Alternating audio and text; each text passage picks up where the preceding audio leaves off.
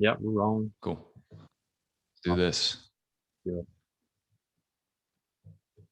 All right. Well, welcome back to another episode of the Just Stories with BT podcast. Today is a very special episode. We're continuing on with our Recycle Dream series where we talk to CEOs, entrepreneurs, businesses who have done a lot of giving back as a way to, A, something that they love to do, but also B, something that kind of catapulted them into ultimate success. And so today's guest is very special because if it wasn't for him, we wouldn't even be doing this podcast.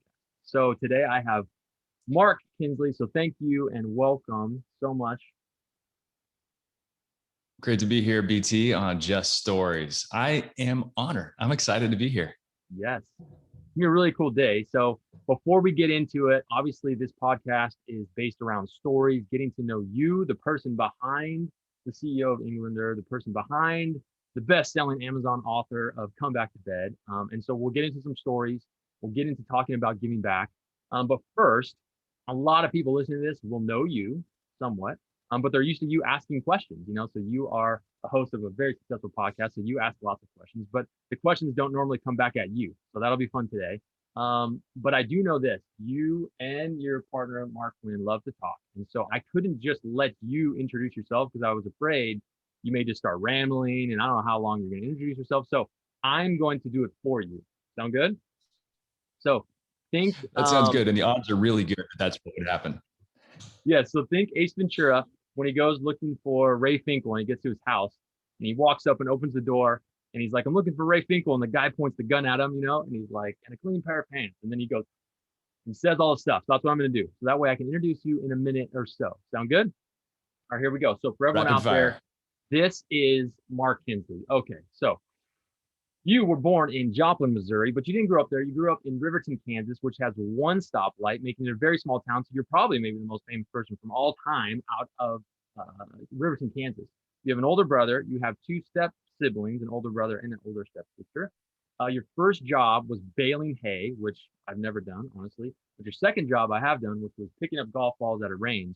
And you did admit that the awesome and the more important part of that job was ripping cigs and driving the golf cart. I'm assuming you took the governor out so you could go super fast. That's what I did. You grew up playing a ton of basketball. You were great. You went to Missouri Southern State University where you got your degree. Then you went to Pittsburgh State University for your MBA. That led you into a career of this amazing career path, right? In 2006, you met Tara Kinsley. You've now been married for 15 years. Congrats. You got into marketing. You weren't just right into the sleep industry. And so one of your big gigs in marketing was hooking up with Leggett and Platt, where you met Mark Quinn. I don't know, maybe you met him before, but you guys worked on a massive project there, which was launching hybrid mattresses. It was an ad campaign. It was not just to launch this cool category. There would be $1 billion category, which is unbelievable. But even better, you launched the greatest mattress industry hip hop video of all time, which I will put at the end of this for anyone who hasn't heard it. 2014 was a massive year for you because one, you went to work for Leggett. Two, you launched Dos Marcos podcast. So we'll talk about that a ton. 2019, you left Leggett & Platt to become the president of Englander Mattress and later the president and CEO. And then in 2021, you launched The Fan, which is absolutely amazing. So how did I do? That was amazing. There was only one part I think that I left out that would add a little bit of flavor to it, which was early in my career, when I was 19, one of my first jobs kind of out of college, in college, was classic rock overnight DJ. So classic rock, Big Dog 97.9, you're rocking with the Maverick in the AM. It is 32 in Alba, looking at 64 in Joplin. Why the disparate temperatures? Who knows? The world could be collapsing on us, but more classic rock, In-A-Gadda-Da-Vida coming up. And that's what I would play. I would play In-A-Gadda-Da-Vida by Iron Butterfly because it was 17 minutes long. And I could, once again, go out and rip cigs. Nice. Hold on, let's backtrack 1 second because I thought I heard in there real quick that you said coming to you from, is this the Maverick? Was that your name? Did you say something about Maverick? When you're the midnight to 5 a.m. guy, you do not use your real name. And the backstory to the Maverick is when we were in 5th grade, there was a place called the Flip Shop.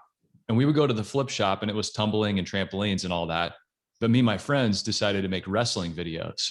And so, going off the top ropes, breaking tables, all kinds of fun wrestling moves.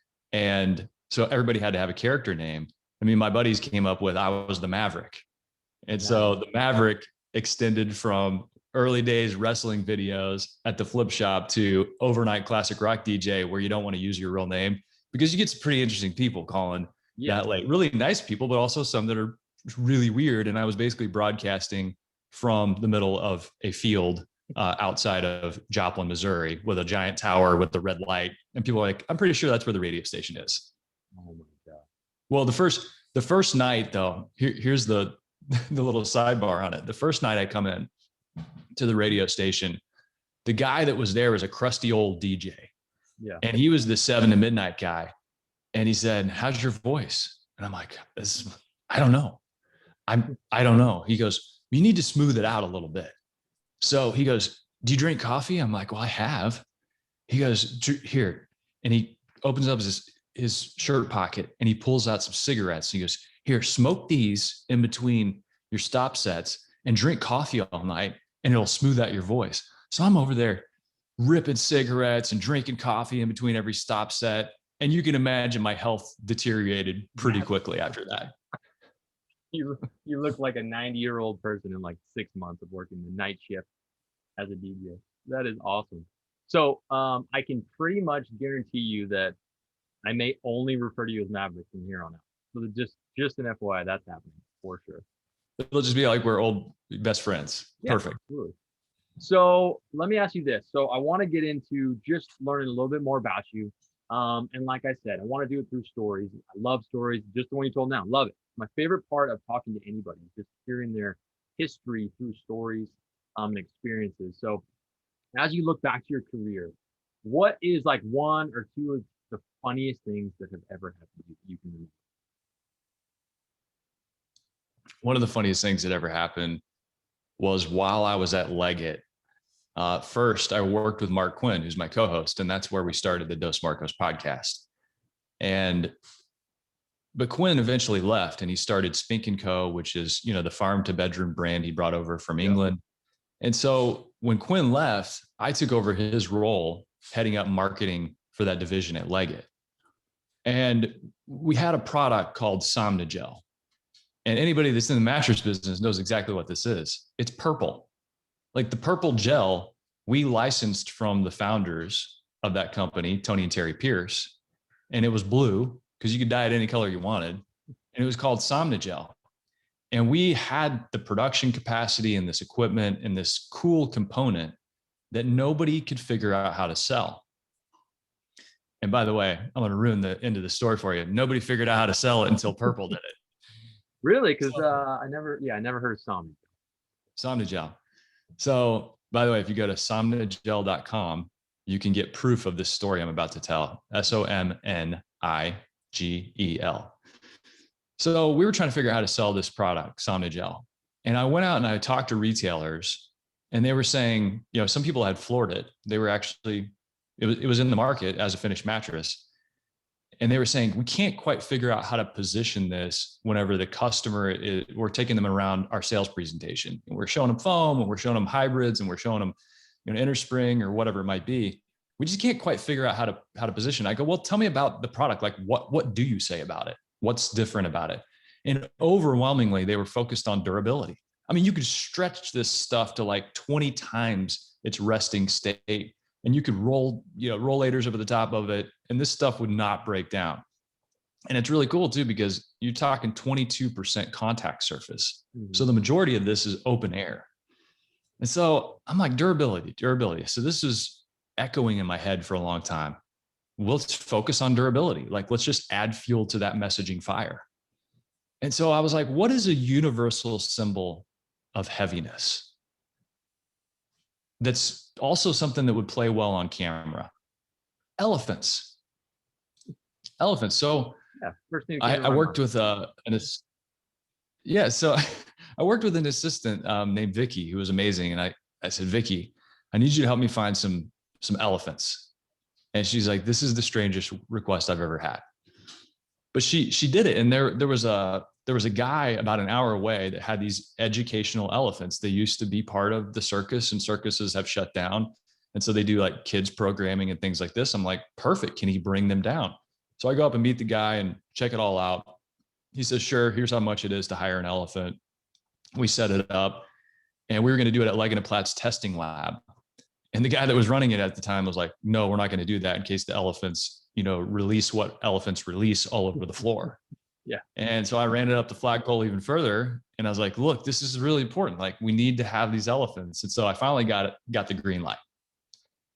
So we get it all set up, and we have production crews, and we're going to make this video. The elephants do all kinds of fun stuff with Somnigel, stepping on it, and, just showing that it can be resilient even with all of this weight on top of it.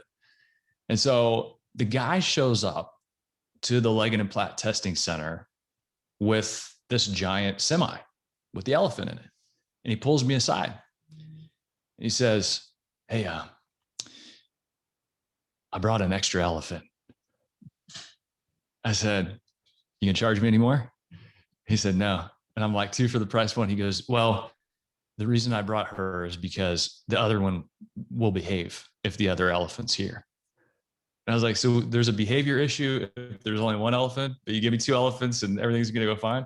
Well, he unloads them, and you're talking like there's not a harness for elephants. They just start walking into the building, trunk and tail, walking into the building, walking like hundreds of yards past all this machinery and innerspring making equipment and testing facilities up to this main area where we have the rollators and the Cornell machine and all the pressure mapping and testing and stuff like that. And here they are. And people are just lined up with cameras out. And some people called their kids from school. I didn't even know how many people actually worked there until I saw them just creating this like fan tunnel for the elephants that were coming in. And so they get in there, and they said, make sure you have some apples on hand. So I had somebody go to the store and get some apples ahead of time, a big bag, giant bag of apples. So they plow through that bag of apples in about 10 minutes. So I'm like, Susan, head to the store. We need more apples. So the elephants are in there, and he had told me ahead of time, he's like, yeah, once they start, doing their educational stuff, they're kind of like house trained. And I was like, okay, cool. This is going to be fine. But they still brought in a giant bucket and shovels and all this like sawdust. So about 30 minutes in, we're trying to get all these shots, and they were like standing on the Somnigel, and it was recovering, and it's all just going beautifully. And then the elephants just start taking elephant-sized dumps all over the place. And the guy that had the elephants, his girlfriend, she had these high heels on, and she's like running around, like stepping up to the back of this elephant with giant shovels, catching it as it's falling out and trying to put it in the bucket. I've got a mop bucket out, and I'm cleaning up the pee that's everywhere. And that was pretty much the extent of the day. And luckily the elephants, there are people standing behind the elephants, and they would break wind, and like it was the real deal. And then at one point I remember you had us like standing around in front of the elephants, and they make a sound that's almost like otherworldly, and it sounds just like a velociraptor from Jurassic Park. And there's a reason why, because they sampled it from an elephant, and it's this little like, and they start doing that, and I literally was running before my brain could say stop, you're safe. So the elephants gave us a day full of janitorial service practice and good times. And on the backside of it, we made this amazing video and all kinds of content around it, and created a campaign to promote Somnigel. And we definitely raised awareness. But like I said, nobody figured out how to sell it until Purple did. Because to get it to go from component supplier to manufacturer to retailer to consumer was a lot of game of telephone. Yeah. And you lost the message, and it just didn't work. So when Purple and Tony Terry Pearson, that whole group, went direct to consumer, they were able to communicate clearly and directly. And obviously they created some of the most groundbreaking marketing this industry's seen in a decade. And so that's my story. Anyone at Purple is listening to this now, bring back the elephant. They know it works. You've proven it works. It's going to recover. They should bring it back. That would be amazing. That's such a good bring it back, Purple. Come on. Yeah, I know. Bring it back. All right. So let's shift gears a bit. So that, set the tempo a little bit. Let us get to know you a little bit. But what I want to do, you've had this phenomenal career and a lot of success stories, a lot of highs. But I'm sure there's also been a lot of lows, right? And I'd love to hear about, a time when, you really struggled or you failed or, you had something that you really had to overcome. And how did you end up doing it? I knew this question was coming. And so I thought a lot about it. And for me, there was an undercurrent that was sabotaging my life. And when I fixed that, everything changed. Everything changed. Changed my entire life. Saved my life potentially. And that undercurrent was I didn't even know I was pretty significantly depressed. Mhm. And but I thought I had like health issues. And so I was trying to fix all these health issues that didn't exist, because what I really had was anger issues, and that were creating this wet blanket called anxiety or depression or whatever you want to call it. That wet blanket was holding down my real emotions. And if those real emotions of sadness and fear don't rise up to the surface, you can't feel joy and happiness. And so I was just numb. And this really does kind of, relate back to our industry. But, the long story, or the longer piece of the story is, when I was 8 years old, my father left, but my parents never got divorced. And he lived about 4.5 hours away. And he worked for the railroad, and he had to continue his job so he could get his pension. And he didn't have me until he was 40. And so he was an older dad already. People growing up always thought he was my grandpa. And so my parents almost put us into this purgatory. They weren't married, but they weren't divorced. They loved each other, but they didn't love each other. And from that time all the way through into my 30s, I had so much anger toward them. And I always thought that it was something that they would have to come to me and admit they did something wrong, and then it would all be fixed. And that wasn't the case. And so I was in Chicago, and I was up visiting A Lava and Sons. And anybody in the industry might know Adam Lava, and Mason Hallett was there at the time, and they have a big cut and sew operation, zipper covers. They make, they do finished mattresses now and things like that. And I was up there in Chicago to visit them. And I just remember being in their office, waiting on Adam to come out. And I just started having this panic attack for no reason, like no known reason. And it got worse and worse and worse throughout the day. So I go and try to, drink it away, and it wasn't working. And so I just had this torturous night. And finally I was able to go back to my hotel room, go to sleep, woke up the next day. Twitter had a notification. And the notification on Twitter was Anthony Bourdain hanged himself in France. And I remember thinking to myself, if Anthony Bourdain is going to kill himself, where am I going to end up? Because he had this life that I saw as incredible and amazing. He had a great personality. He had seemingly lots of friends that loved him. He had this TV show where he traveled around the world and got to interview people and have all these cultural experiences, a dream job for so many people. Yeah.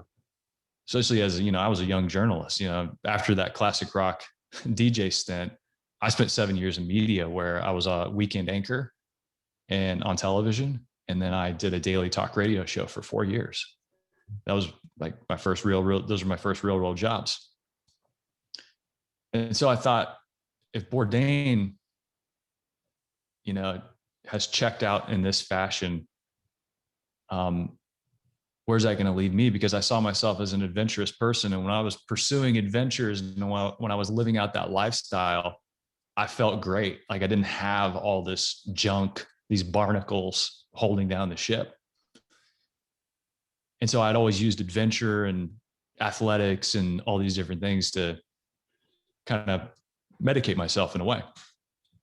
And I was like, this is bad. This is really bad. And I realized, I think for the first time, that it wasn't anything medical. So I flew home. My wife and I were talking about Bourdain because we both loved Bourdain and his shows. And she confronted me with a question. She said, have you ever thought about killing yourself? And I'm like, nope, but I sure want to die a lot of times. She's like, that's not normal.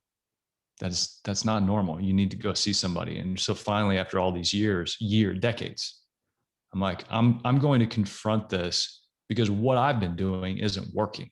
Mm-hmm. And I don't want to talk to somebody about anything I have going on. I just didn't want to, but I'm like, I'm willing to do something different than what I've been doing, because it is the definition of insanity if you keep doing the same things over and over and it's not changing anything. And I knew in my heart of hearts, I'm like, this is not an issue where I need to take pills. It just wasn't. Like, I knew deep down, like, I was an effervescent, fun-loving person, but I was just struggling with something that was an undercurrent that was always there and would rear its ugly head in these just demonic ways. And so I decided, I had a friend who was a therapist, and I said, float me a recommendation. I'm going all in. And so I did.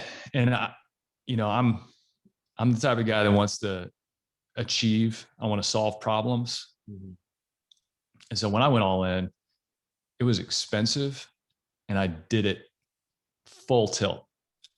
I'm not talking like, I was going once a month or anything like that. I was going 2-3 times a week to my therapist. And, I would come back home and my wife would say, well, how was it? I was like, it was awful. She's like, oh, maybe it's not working. And I'm like, no, I'm pretty sure that whenever you open up Pandora's box of your life and confront those things, it's not going to be fun times. It's not, you're going out running 20 miles, training for a marathon. You're not going to come back and be like, that was awesome. Let's do that again right now. But I confronted these things head on, and I had all these, anger issues toward my family. And, realizing that you have to confront those emotions and bring them to the surface. And here's the deal, dude. I didn't even really know how to feel. This was like, I was a toddler learning how to be emotional again for the first time in my life. And it was work, and it was really hard. And then when you're not sitting in that room talking to another man who's asking you tough questions and really trying to get you to have a breakthrough, you're out in the real world having to say, oh my gosh, I feel an emotion. Don't stuff it down. Go ahead and feel it, cry, get sad, get scared, whatever it might be. And then the second half of it was, now you got to figure out, what is real freedom? And whenever I got to a place where I was like, this is amazing. Like, I'm a human being again. I felt like a human being for the first time in decades. And then the real sense of freedom, or the place of freedom, is forgiveness. And so I spent months and months and months truly getting to a place of forgiveness. And it's all about empathy. And we can say that out loud. But when I sat there and I had to walk through, well, what was it like to be my parents? Both of them had been previously divorced in the 70s when that wasn't normal. What was it like for them to have to navigate my dad having children and my mom not having children, her having had a divorce, and then splitting up, when I was 8, but not getting divorced, and losing all their friends because everybody wanted couple friends. When you start walking in somebody else's shoes and truly do that, you're like, wow, this was tough for them. And so I share that story because that changed my entire life, because everything that's happened since then has just been filled with joy and happiness. And I held my breath for a couple of years, and I didn't tell anybody what happened. Years. I held my breath for a couple of years because I'm like, surely this isn't real. What if it comes back? But I trained, I built up that muscle, and I confronted those things I had to confront. And I continued working on being an emotional person, because that makes us divinely human. It makes us so human. And once that happened, I realized how many people are carrying around very similar issues. And I can see it in people now, and it breaks my heart. And I just want to say to anyone, some of those feelings you're having, they're not normal. Otherwise, there'd be a line out the guy's door that I went to see.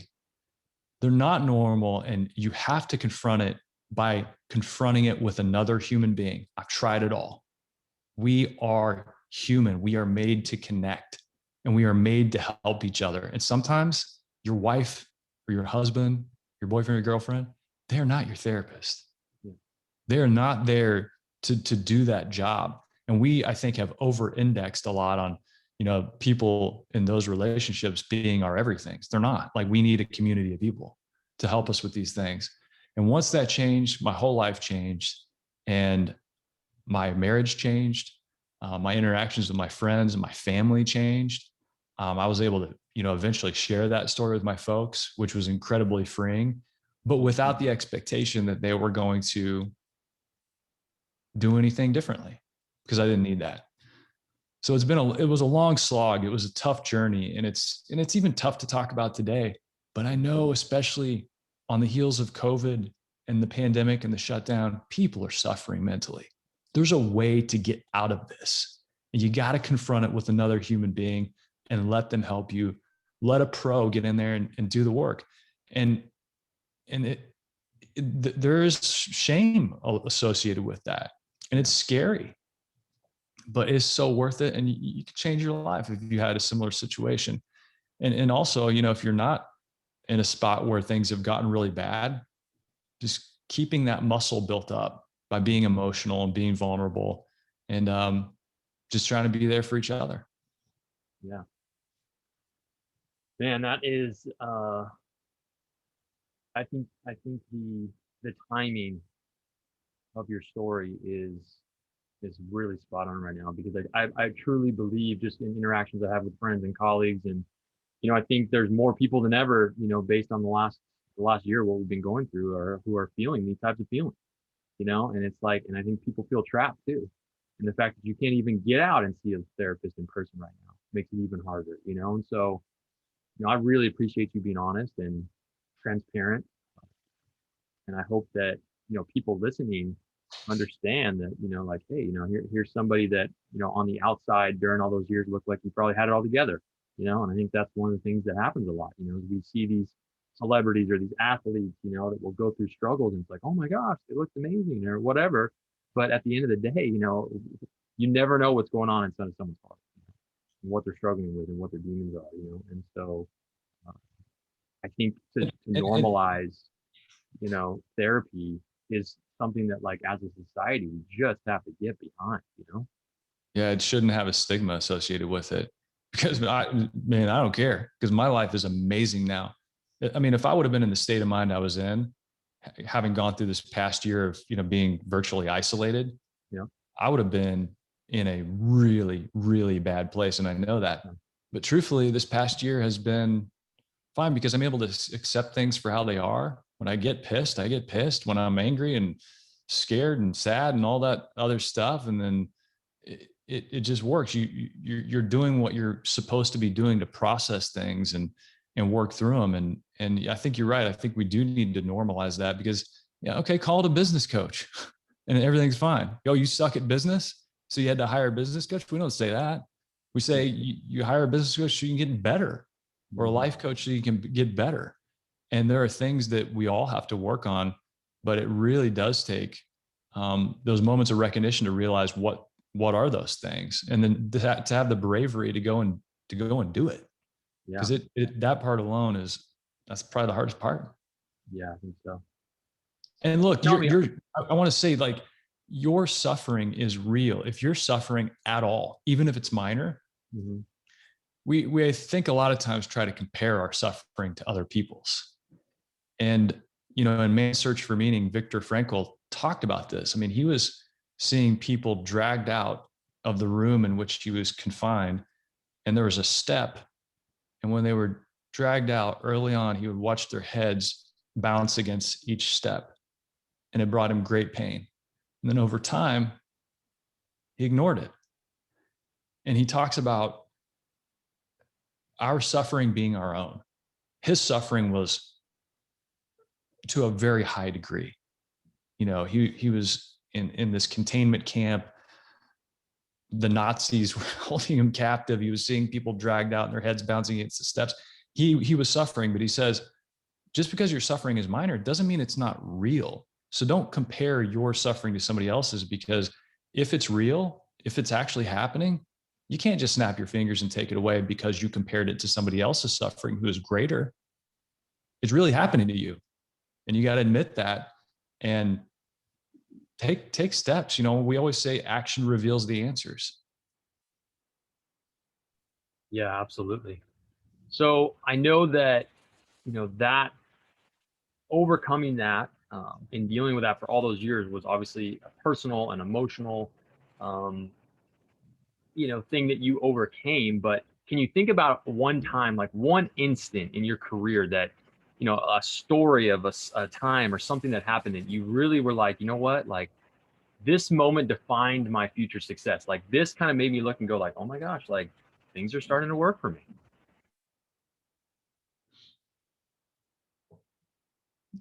So back in 2011, a tornado hit Joplin, Missouri, wiped out about a third of the town.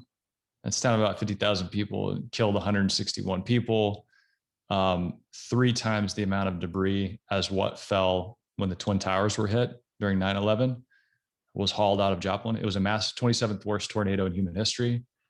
And after that, it changed everybody's lives. You know, we were on the peripheral of it. We didn't lose our house.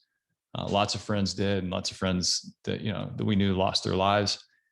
And, you know, we banded together and we realized that, you know, there were lots of resources coming into the community, but, you know, FEMA calls donations the second disaster, because a lot of times people clean out their closets and give water bottles and all this different stuff, and they haul them into these communities, and the needs and the resources don't get connected. And so we had a group of people, like young leaders in the community, that got together and we started something called Rebuild Joplin, which was technology and volunteer driven. And we were connecting needs and resources. And, you know, we ended up making, you know, national news. We ended up getting funded by the United Way. A bunch of money was raised in, you know, in parts of the state. And anyway, you know, that on the backside of that, I went to, you know, I was one of the founding members of Rebuild Joplin. Then I left my job at an agency and went to work for Rebuild Joplin full time. And on the backside of that, it was pretty much a 6-month gig, and then I was going to be unemployed. But it was a leap of faith, and that really did change the trajectory of my life, because on the backside of that, I ended up going to work for another agency to handle a client and an account called Leggett and Platt. My client was Mark Quint. So crazy. And had I not, you know, taken a very scary leap to go work for Rebuild Joplin, I would never be where I'm at today. And our goal for the whole time was Rebuild Joplin needs to shut down as soon as possible, because we want to rebuild the community. Yeah. We don't want to be an enduring nonprofit. And we ended up rebuilding or repairing 180 homes. And I remember being the MC for that and saying, it's pretty cool that we did 180 homes, because a 180 is a turnaround. That's incredible. I love that. And it's perfect segue, right? Because you mentioned Mark Quinn, who's, you know, the other part of Dos Marcos on your guys' podcast. And so that launched in 2014, right? So that launches, and, you know, when you guys started, like what was the dream? What was the vision? What was it? Just let's just do this thing? Or was there like actually, hey, we think we could make this into this huge thing one day? Well, we did not think we would make it into anything huge at all. We thought, I had a radio background. I knew how to produce a show. And we were trying to have a voice with retailers. We were trying to have a better connection to our industry. And, you know, the only way to do that was through some of the old school trade media and things like that. We're like, no, let's form a community. And so we started something called Sleep Geek. And Sleep Geek was like this little kind of media platform for retail sales associates where they could do training and things like that. And we always needed content. And I told Quinn, I go, man, let's do a podcast about the mattress industry. And he's like, nobody's going to listen to that. And I was like, give it 6 episodes. Let's just do an experiment. Let's just try it out. I said, podcasting is the medium of the modern age. People can do it while they're doing other things like driving or working out or cleaning the house. So it's a great medium, and it's very one-on-one and intimate. Like, we don't listen to the radio or podcasts in groups. We listen one-on-one. So you develop a real relationship with people. And that's what's happened through our podcast. Like, people know me, and they know about my life, and it makes meeting them in person just absolutely magnificent because we already have some things in common. So we did it as a way to serve retailers and retail sales associates and try to quarterback some of these ideas and curate cool things and talk about topics that were meaningful to them. And we did, and it did pretty well out of the gates, and we were able to promote it through Sleep Geek and through kind of LinkedIn and different things like that. And here we are more than 200 episodes later, still doing it and still having a blast with it. No, it's phenomenal. I mean, if you think about all those 200 episodes, is there one that stands out as your favorite? And why is it episode 69 when I was on? I was going to say episode 69 was amazing.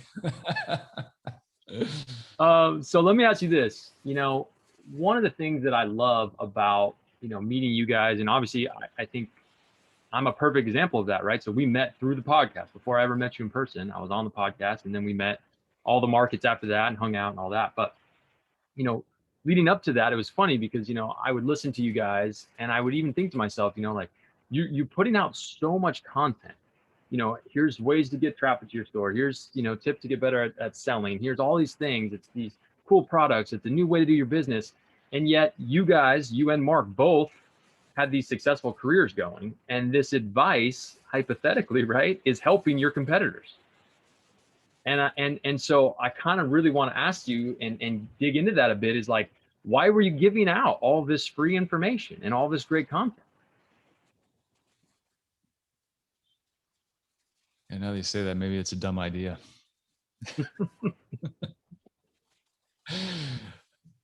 We just could not do it. We just had to do it. We had to do it because we would meet retailers and we would meet these family-owned businesses and we would meet these entrepreneurs and people just really trying to give it a go. And we're like, we can help them. We really can help them. And we see parts of retail and parts of the country and parts of the industry that others don't see. And we need to bring those stories back to this kingdom and tell the people of this kingdom what's going on out there. And so it was just almost like we just had to tell the stories that were out there. And truthfully, it gave us a wonderful reason to go meet people we didn't know, like you. I mean, we all of a sudden had this platform that let us say, I want to call this person that I don't know because I think they're really cool. And I like how they are navigating this industry and they seem to have just this vibrance about it. I want to know that person. And we like highlighting good behavior and good actors and cool stories. And we like creating this campfire. And that's what really the podcast is. It's the campfire that you gather around and you share stories and you trade some ideas. And you probably have some tequila shots and you walk away more connected and more fulfilled than you were before you got to the campfire.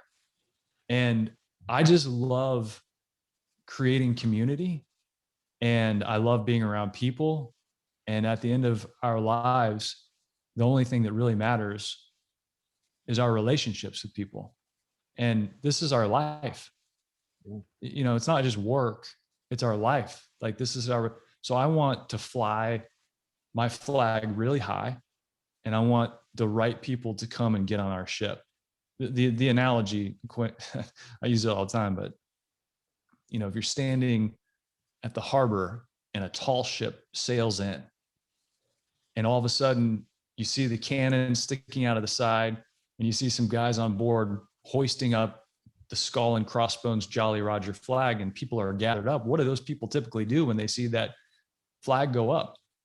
They run. Pirates are here. unless you're a pirate.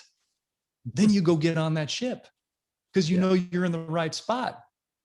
And so the podcast has given us just a chance to fly our flag really high and say, this is who we are.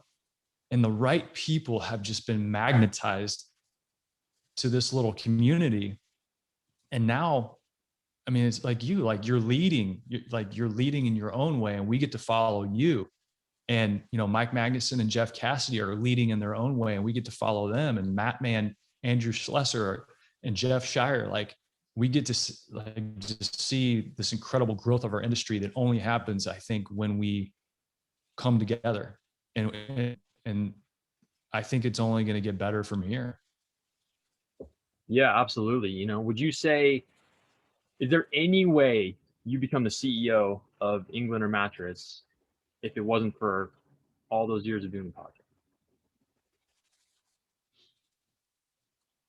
There's no way. There's no way. Yeah, I mean, right. I was VP of marketing for the bedding group at Leggett and Platt, which, look, Leggett's a big company. It's a $4.5 billion company. And bedding is the crown jewel, or it has been over the years, of Leggett's bedding, of Leggett and Platt, because they invented the spiral steel coil bed spring in 1893 in Carthage, Missouri, right where they're headquartered today. So being, in that spot, VP of marketing for the bedding group, and then I was responsible for our in-house agency, which was about 40 people and served the entire company. So it was a sizable role. I mean, but it wasn't, I wasn't like chief operating officer. I wasn't CMO of the company, but I was known in the industry. And if somebody wanted to get to know me, boom, flip on your podcast app, press play. And I think that visibility and, having exposure to my board members, who eventually, offered me the job to lead Englander. I think there's no way that I have this job without podcasting, 1,000,000%. Yeah. So kind of the last thing I want to do, I'm going to put you on the spot, right? So, you're been in sales a long time too, so I'm sure you've done this. I do this a lot when we train, which is I love to have people give me elevator pitches, right? So, hey, you get in the top floor, you're in Dubai. Let's make it a little longer. You're in Dubai at one of these crazy things. You got 60 seconds from the top to the bottom, right? You get in the elevator at the top floor because you're eating at one of those awesome Dubai restaurants. And this person comes in, oh my gosh, I know you. I listen to your podcast. I'm thinking I run a small chain of furniture chain or something here in the States, and I've been thinking about maybe, doing a podcast or doing something to get my name out there and share content that I do, but I'm just nervous that why would I give it to my competitors, or why would I share that stuff? So you've got 60 seconds, you're on an elevator, to convince me as this new business owner, why should I give back to the community? Why should I give out my information? Why should I try to grow that from that perspective? And why is it good for my long-term business growth? Does that make sense?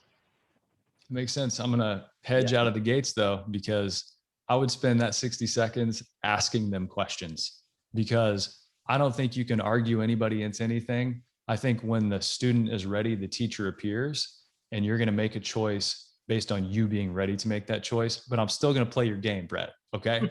Yes. You can play it however you want. There's no rules to the game. Okay. You ready? Here it is. Elevator doors. Hey, what's up? Oh, what's happening, man? I'm going down, by the way. You're going down? Oh yeah. Okay, cool. So I'm going down too. So I know we caught up at the bar here at the restaurant just briefly, but I wanted to finish the conversation. So you were just kind of talking about the podcast a little bit, and I was telling you I was thinking about maybe doing something. So what are your thoughts? Action reveals the answers. Stop thinking about doing it. Take some sort of action, because you're going to have all kinds of questions. You're going to see all kinds of landmines that are out there, and you're only going to know what's going to happen the moment you release that first episode. So stop overthinking it, because you're never going to know what's actually going to happen until you pump this out into the world. And your first episodes are going to be terrible, but you have to understand what this gives you the ability to do. It gives you the ability to connect with people in a deep and meaningful way. And those conversations have an impact on the world. And if you're interested in that, you should do it. If you're not, definitely don't do it, because the last thing the world needs is more crappy content. Yes. Ting. think it was perfect. That was probably like legitimately right at 60 seconds, I would guess. So, and I love that advice. At the end of the day, I think, when it comes to a lot of things in life, it's not even just a podcast or whatever, but it's putting content out on LinkedIn or putting content in different social circles. It's getting yourself in front of people and building those relationships, like you said, even if it's not you're together, but it's through this screen, but it actually still works. And I think the thing that oftentimes stops people is just themselves, right? They psych themselves out, they overthink it, as opposed to just, you know what, I'm just going to do it. And there's just not that many people doing it. That's the reality. And in an industry like ours specifically, you've got like these 10 or 20 people around the country that are really active and out there and putting themselves out there. And so because of that, you really know them, just like I got to know you guys. So anyways, man, I cannot thank you enough for coming on this podcast. I know I swore to you it would only be a half an hour. I think we're way over that, but this was so valuable for me. I learned a ton about you, and I just really appreciate it. This is such an exciting time for me to be able to be on your guys' new platform, the Fam, which is just, I think, going to be groundbreaking for our industry. And I think at the end of the day, this speaks to exactly where I am at in my life too, which is like we've got to keep evolving, and it's time for our industry to evolve. We had this direct to consumer brands come in, and all the traditional players were so up at our, oh, it's not going to work, it's a flash in the pan, and then obviously it wasn't, right? And the reason it wasn't was because I don't think people were ready. They just thought we were just going to keep doing our thing. And at the end of the day, I'm glad that came in, because it's starting to evolve our industry. And I think the way people want their news, the way they want the content, the way they want to hear and learn and see things is a way that we can do that with the Fam, which is so exciting. It is. And, creating something that has audio stories with every story is a way that people want to consume the media. Having experts from within our industries instead of just, hired guns, and creating community. That's what we want to do. And hey, if anybody's listening and you have something you want to say and you're like, hey, these guys have a pirate ship that I want to be on, you should definitely reach out to us, because this is not about creating something that we're doing. It's about shaping the industry in the direction we want it to go. And now is our time. Truly it is. So it can continue limping along in a certain direction, or we can just inject it with this new level of energy and push it in the direction we think it should go. And look, we're going to have successes and we're going to have challenges along the way. And we're going to have things that we need to course correct on as an industry. But if we're not shaping it, it will shape us. And if you have any sense that it's not going in the direction that you think it should go, and you want to do something about it, you should join the Fam. Absolutely. So with that, once again, man, thank you so much. I appreciate it. Cannot wait for more episodes in the future. Great being here. Thanks, PT. Yeah, thanks, man.